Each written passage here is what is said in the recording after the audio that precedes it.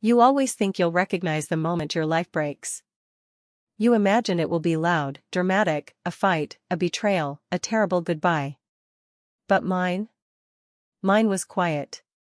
Almost gentle. It happened on an ordinary Tuesday night. I remember standing at the bus stop, holding a cheap plastic folder with my termination paper inside.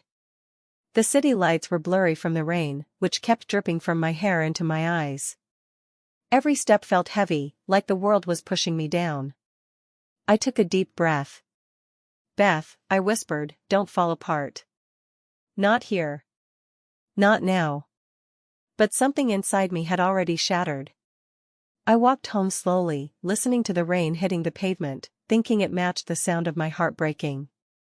When I reached my apartment, I didn't turn on the light. I didn't take off my coat.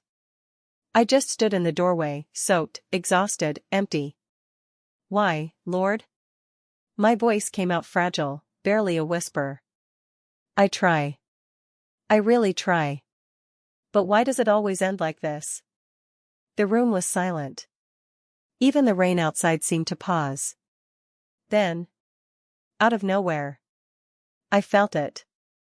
A soft warmth pressing into my chest. Not painful. Not frightening. Just there. Like someone was reaching for me from the inside. I froze. "No, no, that can't be you," I whispered. "Not now. Not when I felt so unworthy." But that warmth stayed. Gentle. Steady. Unmoving. And in that moment, for the first time in a long time, I felt something I thought I had lost forever. Hope. Just a flicker. Just a spark. But I felt it. And I knew I couldn't ignore it. Not anymore. The next morning tasted like defeat. I sat at my small kitchen table, staring at an empty bowl because I couldn't afford cereal anymore. My stomach growled, but I ignored it. My phone buzzed with a message from my mom. "Come home if you need to. I'm here." Simple words. Kind words. But they felt heavy. Because going home meant admitting I had failed. Again. Instead, I opened my laptop and stared at the job portal. Every listing looked like a reminder of everything I wasn't qualified for. Everything I had messed up. Everything I feared. I closed the laptop gently, not because I wanted to, but because I couldn't keep pretending. Later that afternoon, I found myself walking toward the chapel near my apartment. I didn't plan to go. My feet just led me there. The chapel door creaked as I pushed it open. The air inside smelled like wood, incense, and something ancient, something sacred. And there he was. The statue of Jesus with his heart exposed, surrounded by rays of gold and red. I stood there, staring at it. "Jesus." My voice trembled. "I know I don't belong here. I know I'm a mess. But something in me keeps pulling me back." I took a step closer. Then another. "I don't even know if you're calling me, or if it's just my imagination."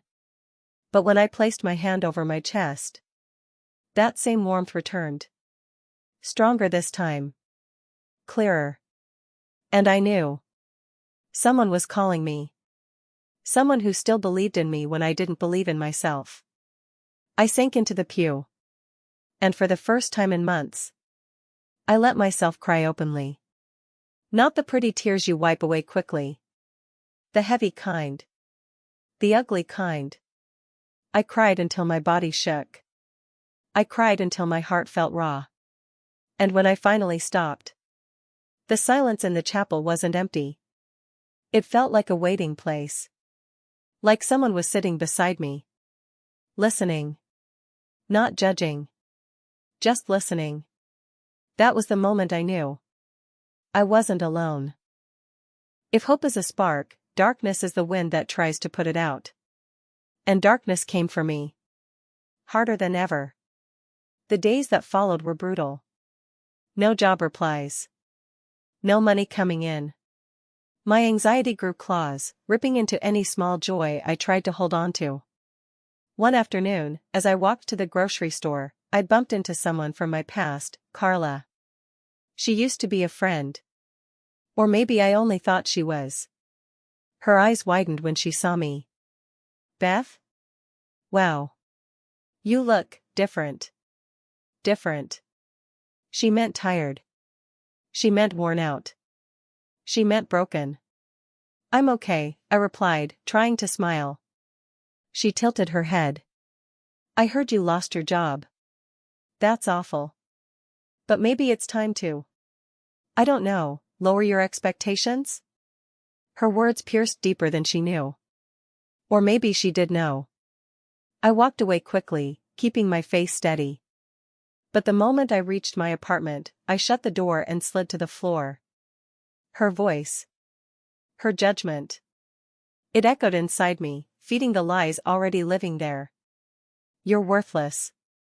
You bring trouble wherever you go. You fail at everything you touch. I curled up, gripping my knees, shaking. Jesus, where are you now?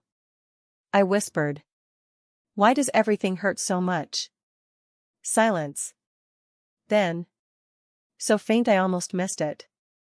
A gentle throb in my chest. Right over my heart. Weak. But still there. I pressed my hand against it. Don't leave me, I begged in a whisper. Please. The warmth grew stronger. Like a heartbeat that wasn't mine. And deep inside my soul, I felt. Not words. But presence. Comforting. Patient. Unmoving. But still. The darkness fought back. And I realized. This wasn't a battle outside me. This was a battle inside me. For my identity. My worth. My hope. And I had to choose which voice to believe. The breaking point came on a cold Thursday night. I opened my fridge and found nothing but half a bottle of water and a pack of expired noodles. I laughed. But it wasn't happy. It was hollow. This is it, I whispered. This is where hope ends. I grabbed my coat and walked into the night. I wasn't trying to run away. I just needed air. Space. Anything but the suffocating weight on my chest. Before I realized it, I was standing in front of the chapel again. The door felt heavier this time, but I pushed it open anyway. The room glowed softly with candlelight. I walked straight to the front. To him. The statue of Jesus looked different tonight. Or maybe I was different. I stopped right in front of him and whispered. Why me? Why are you calling me? I'm not strong. I'm not holy. I'm not enough. My voice cracked as tears fell. Jesus, what do you want from me? And then something inside me broke. But not in the painful way. This time. It broke open. My knees gave out, and I sank to the floor. My palms pressed against the cold marble. My forehead touched the ground. I surrender, I whispered, choking on my breath. I can't do this alone anymore. Take what's left of me. If you're calling me. I'm here. I'm listening. And then. In the silence of that chapel. Something supernatural happened. A warmth rushed through my body. Not like before.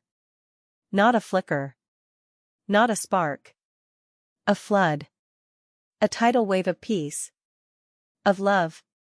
Of something holy. It wrapped around me like an embrace. A real, living embrace. My sobs stopped. My shaking stilled. My breathing slowed. In the quiet of my heart, I heard it. You are mine. I gasped. Tears streamed down my face. My chest felt like it was glowing from the inside out.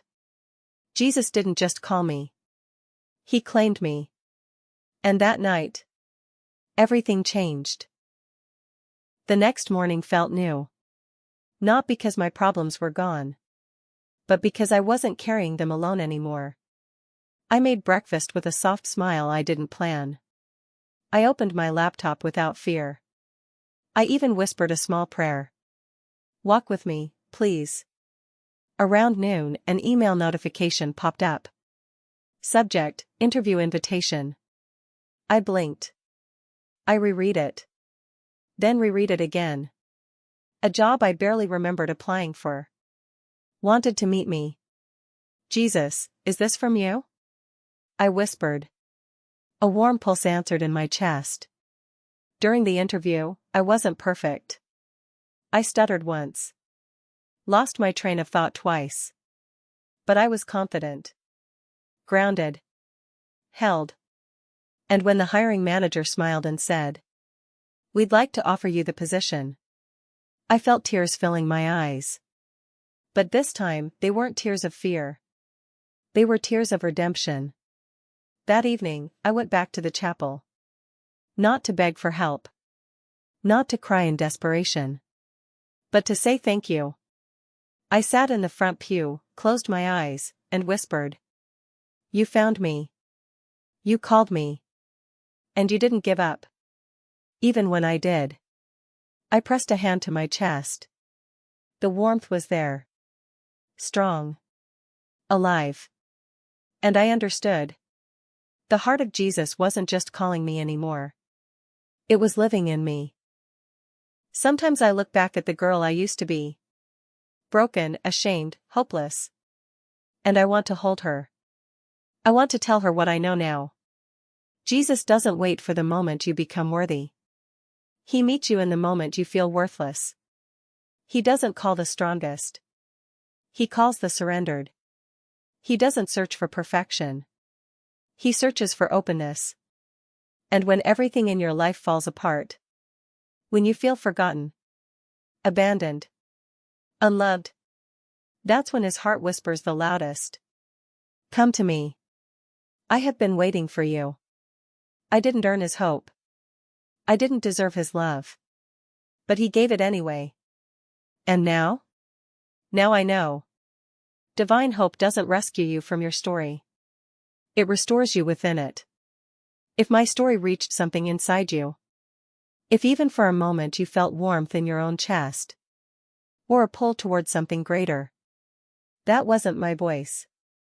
That was his. Jesus is calling you. Gently. Patiently. Lovingly. Right where you are. You don't have to be fixed first. You don't have to be holy.